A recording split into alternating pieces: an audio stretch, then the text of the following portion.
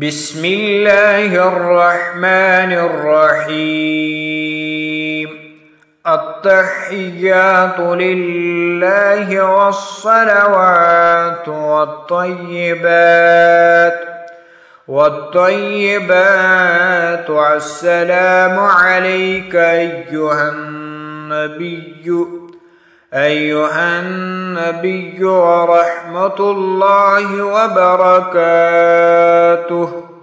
السلام علينا وعلى عباد الله الصالحين.